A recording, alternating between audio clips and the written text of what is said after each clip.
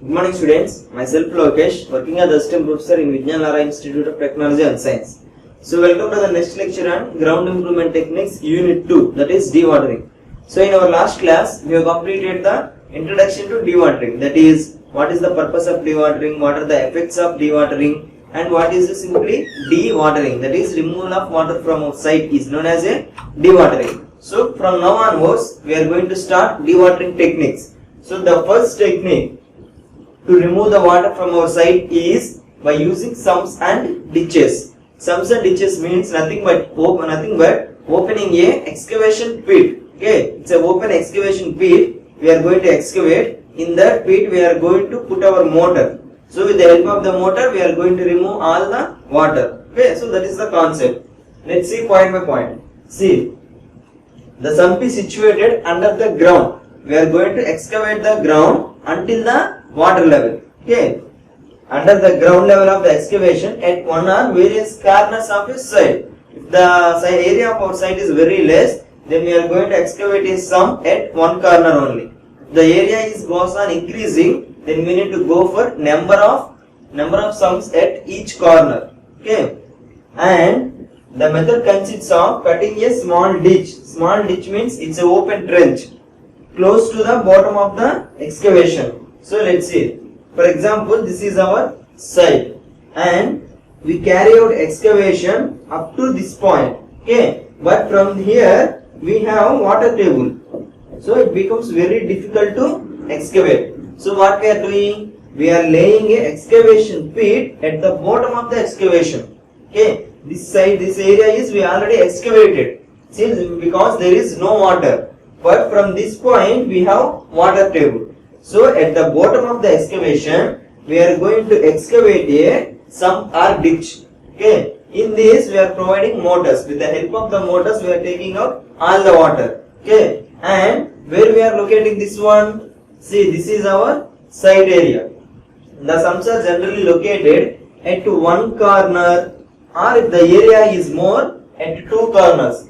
The area is much more, three corners or four corners. Okay, at any one corner, or we provided all the four corners based on the area of our site. Okay, so this is a sump.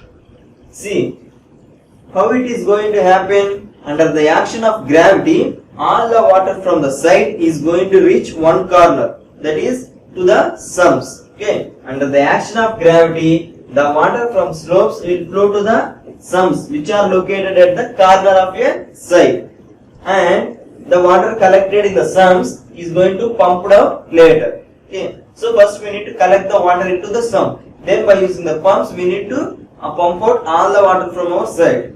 See, this is our excavated area. This is a ground level. We need to excavate up to this point. But what is happening? We have a groundwater level more than the level of our foundation. So we need to remove this much of water from our site. Okay. As a result, after everything is completed, see this one.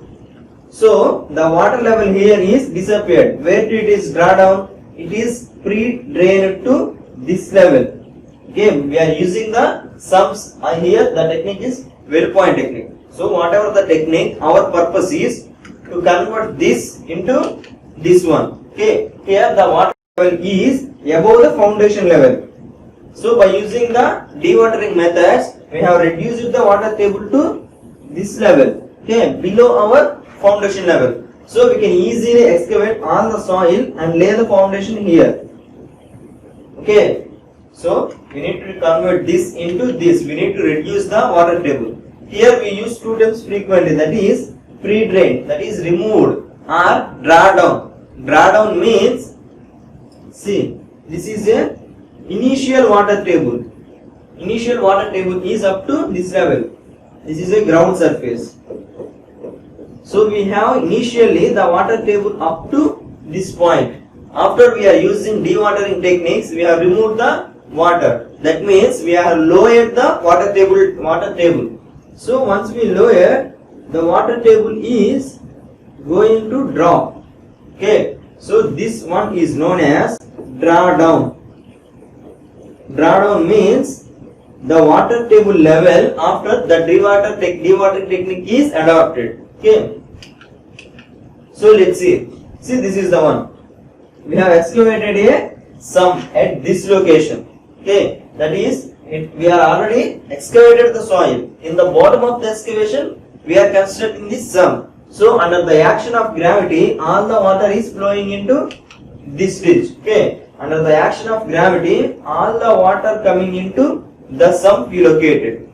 So from there, by using a sump pump, we are going to pump out all the water. So see, this is the initial water table. Actually, the ground surface is this line. What we have done? We are excavating all this soil. Under the excavation, we have laid this sump and ditch. Okay. So under the action of gravity, all the water is coming into this sump. See, after we pump out all the water from the sump, this is the lowered water table. This is the initial water table before adopting that dewatering technique. So once we use this dewatering technique and remove all the water from the sump, then the water table is dropping. That is known as lowered water table or drawdown. Okay, this is the term that we usually use throughout our subject. Okay, so this is this one. See how all the water is coming into the sump. Okay, and the sump is also provided with some filter material. Okay, if you directly install if you directly put a pipe in a sump, there is so much of soil particles. Okay, that also coming into the motor. That may reduce the efficiency and also leads to the destruction of your motor. So in order to filter only the water, what we are doing? We are laying some fine grained material. Okay, first it is a very fine material. The water is coming through the fine grained material. Later it is a gravel. Then another filter material. Okay, like that. We pour some filter material in 3 stages. Okay, when the water passes through all these filter materials, at the top of the water, at the top of the filter layer, we have only pure water, not exactly pure, but with very less amount of silt particles. Okay, as it has very less particles of silt, we can easily take them out with a normal motor. Okay, we don't need any extra arrangements. Okay. So the first concept is we need to excavate the soil up to the groundwater table. So when the groundwater table is reached, we need to again construct a sump. Under the action of gravity, all the water is coming into the sump. By using a pump, we are just removing all the water. The sump is also having some layers of filter material. So that filter material is preventing the soil to enter into a sump. Okay. As it contains very less particles of silt, we can easily take off the water, okay, and deposit it away from our side. So this is what is sump. Coming to the suitability.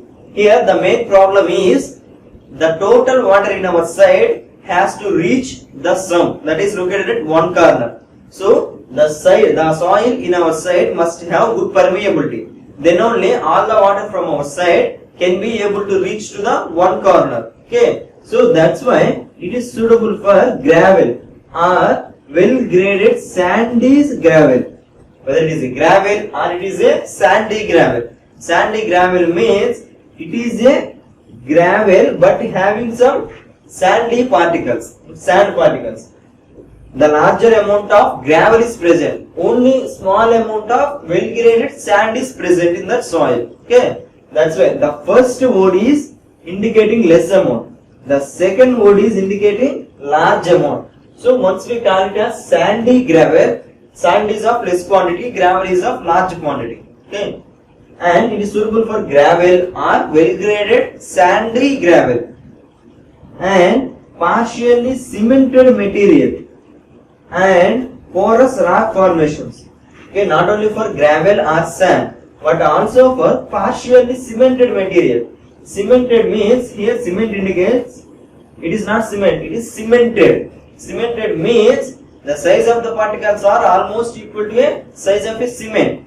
That means the soil is having very finer materials. Okay. Here cemented means we need to understand the size of the cement, not the exact properties of a cement. Fine particles. Here the cemented means fine particles. Okay. Partially cemented material means it has partially some fine particles. And porous rock formation. Porous means it has so many voids in its volume. It is a rock but having so many voids in its formation. So for these three type of soils, we can use this sump and ditches method. Okay, if it is purely gravel, then we cannot use this sump and ditches method because the water cannot flow through the rocks. And even clay also. If there is a presence of clay, it takes so much of time to take all the water from our side to one corner. Okay, it takes so much of time to flow to one corner. So that's why it is not suitable for rocks or rocky. It is not suitable for rocks, and it is also not suitable for clay soils. Okay. Coming to the advantages, this is a very widely used method to lower the water table up to 5 meters only. Okay, by using this, the maximum depth of water that we can lower is 5 meters, and most economical method for installation and maintenance. So it is a very most economical method. What are the various equipment that we need? It is very simple equipment to excavate a pit. So that's why it is most economical when compared to laying of well points up to a depth of 20 and 30 meters. Coming to the next one, most appropriate method in situations where boulders or massive obstructions are within the ground. The soil contains boulders or massive obstructions like rocks, very large size rocks, then this method is suitable. Coming to the next one, the greatest depth up to which the water table can be lowered by this method is 8 meters. Okay, it's not 5, it is 8 meters. The maximum depth that the water table can be lowered is 8 meters. Coming to the next one, this can be applied for most soils and rock conditions. Okay, this is the only method that is suitable for rocky soils with some porosity. So don't forget that porosity.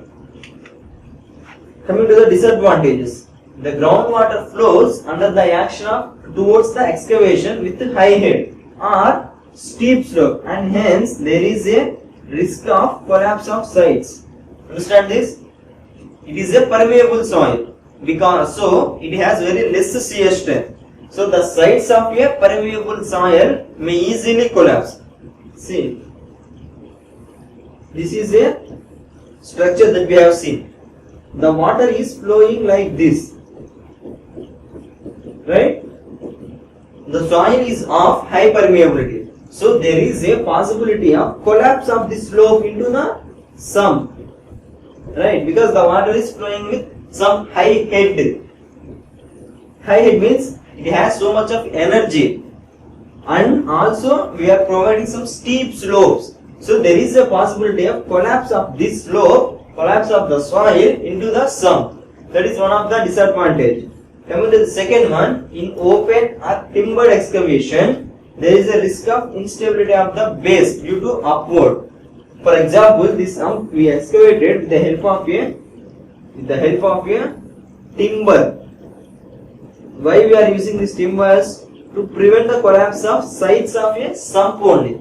So there is a possibility to occur upward pressure, that is uplift pressure due to the water. So with this, the open trench or if we use timber, the timber excavation may collapse. Okay, these two are the main disadvantages of sumps and ditches.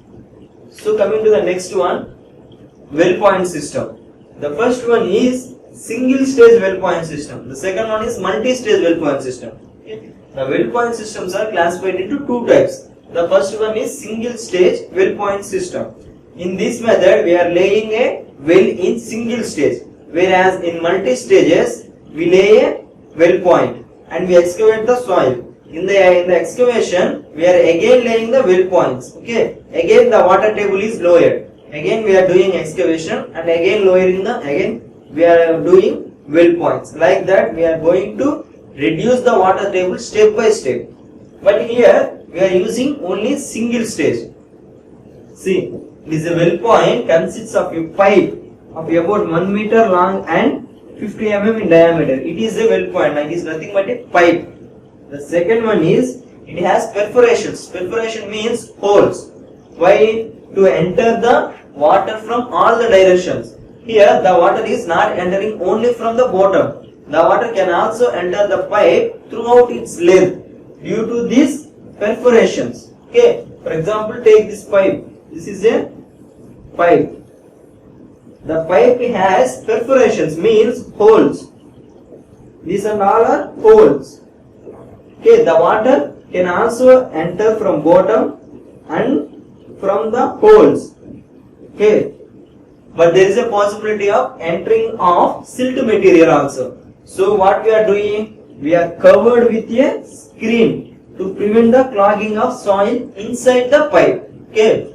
If you do not provide any screening, then through these perforations there is a possibility of entrance of silt material. So to prevent it, we are covered with a screen. Okay. Next, the well point consists of a. This one is our second point repeated. See, it has perforations which are covered with. This one is also repeated. See, the next point is well points are connected to 5 to 7.5 centimeters diameter pipes known as riser pipes and are inserted into the ground by driving or jetting action. Okay, we cannot insert 1 meter ground with 50 mm diameter directly into the ground. We need to install up to a depth of 5 meters. So what we are doing? We are connecting some riser pipes. It is a vertical diameter pipe used to lower the well point. Okay. So its diameter is about 5 to 7.5 centimeters. Coming to the next. The riser points are connected to a horizontal pipe at the surface. Are connected to a horizontal pipe that is known as a header pipe. Header pipe means it is laid on the surface. That is in horizontal direction. That is header pipe. With the help of this header pipe, we are going to install into the ground some pipes. That is known as riser pipes. Okay. So when you watch a video, then you can clearly understand. See, the header pipe is connected to the pumping unit. The well points are spaced at every 0.6 to 1.5 meters. Okay, so this is the spacing between one well point to another well point. Let's watch a short video.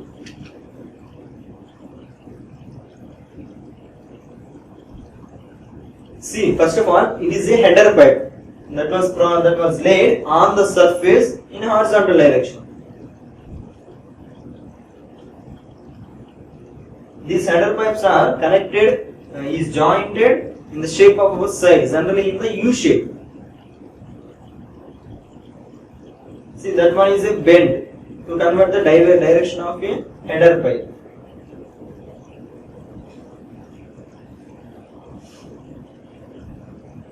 Like that, our site is, the perimeter of our site is covered with these header pipes.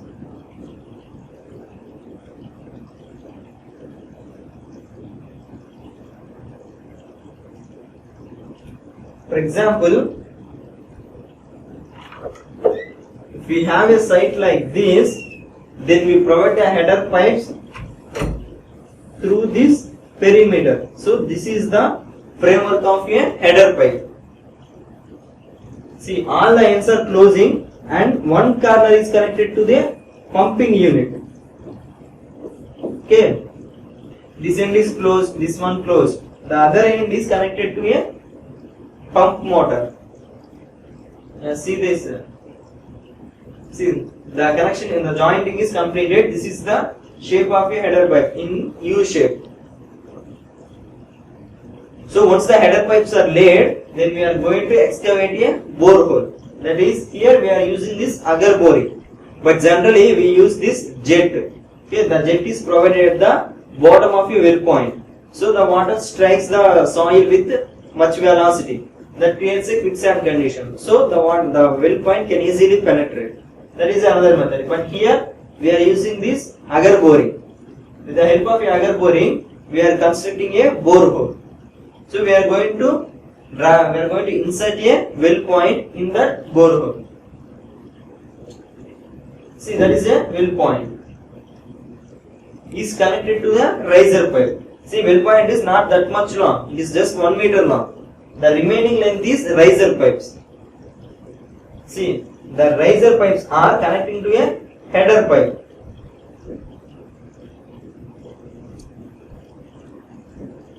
Now see here, this is a riser pipe, vertical member. The riser pipe is connecting to a header pipe.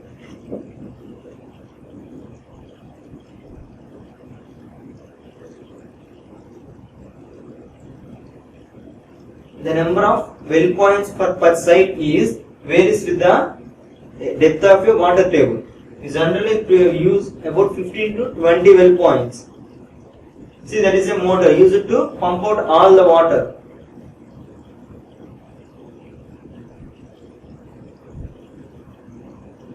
And see, when the pump is started, the water is coming out from riser pipe and entering the header pipe.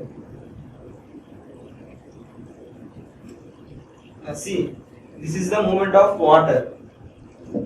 The water from the riser pipe is coming to the header pipe. The header pipe, with the help of a motor, pumping out all the water away from our side.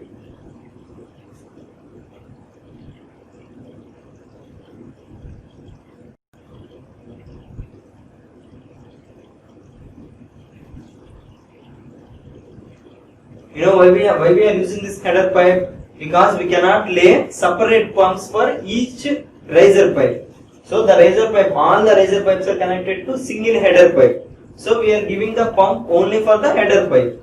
See, throughout the length of a header pipe, number of riser pipes are connected. With the help of a motor, the water is pumping out. Okay. So this is a arrangement of well point system. This is a single stage well point system. Now let's see the riser pipe very closely. See, it has a casing. Casing means it's a hard surface to penetrate into the ground. Above it there is a ball valve. Ball valve is used to used to prevent the entrance of water in reverse direction. Generally the water has to come to the top. The ball valve prevent the water to come back. Okay, it is like see this type of arrangement. This type of arrangement. The water can only flow in this direction. Then the valve gets open. But the water cannot flow in this direction. Why? Here we have a obstruction. Okay, that is a typical ball joint.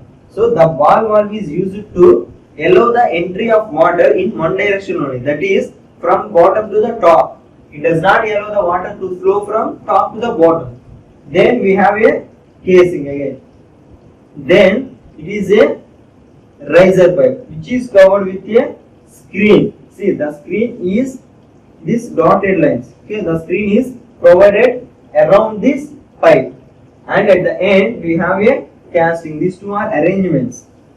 Okay, this is a casting. Second one and third one. These two are the arrangements. The riser pipe is covered with a screen. Okay, it has perforations. See this.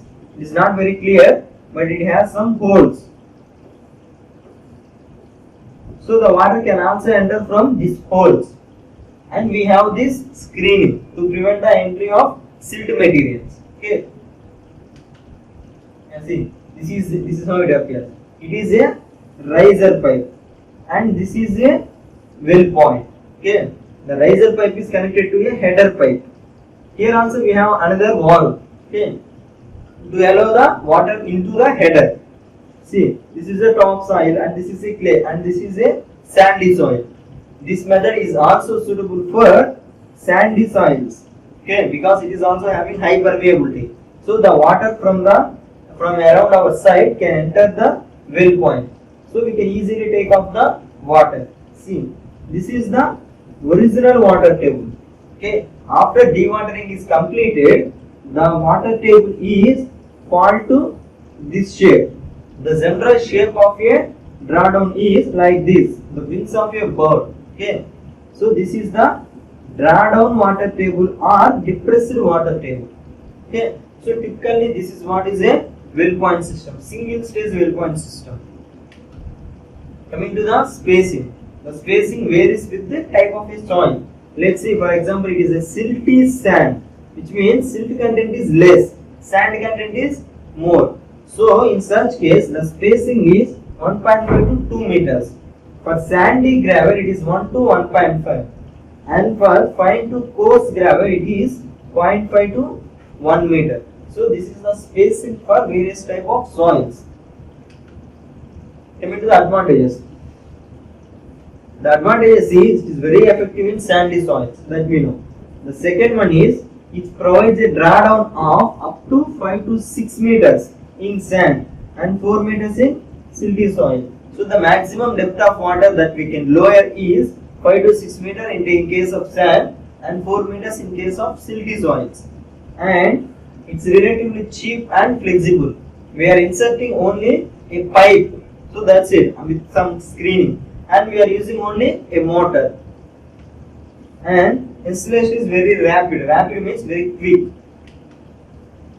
And water is filtered, and it carries very little or no soil particles because we are provided with a screening. So the water is filtered. We can discharge the water away from outside without any treatments, and there is less danger of less disturbance of impact to the surrounding grounds.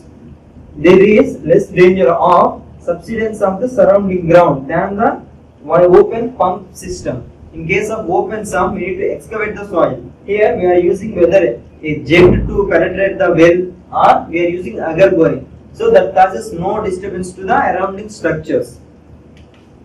Disadvantages. It is not effective beyond 4 to 6 meters. If we need to draw down the water table more than 6 meters, then this method is not effective. And it might require stages of well point. Okay, in one single stage, it is difficult to obtain 6 meters. So it may require stages of well point systems.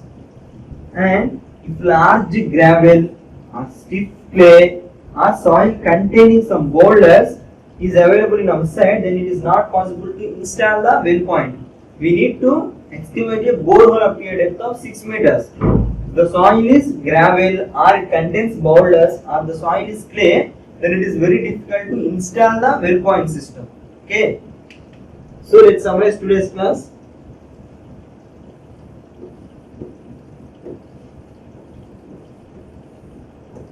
So what we learned in today's class, the first one is the first technique for dewatering sump and ditches,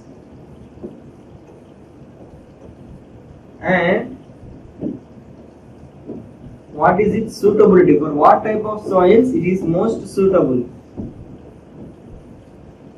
and what are the advantages and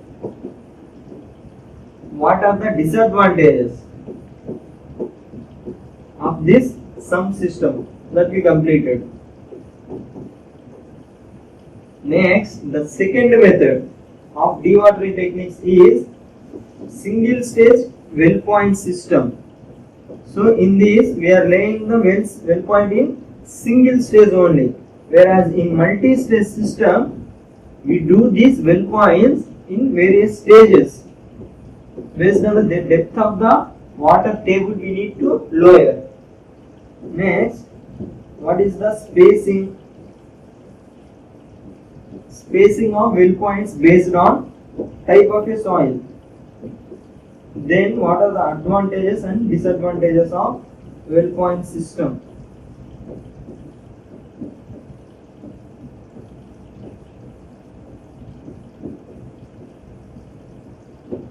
So this is what we have learned in today's class. So in our next class we are going to start multi-stage well point system and deep well points. Okay, thank you.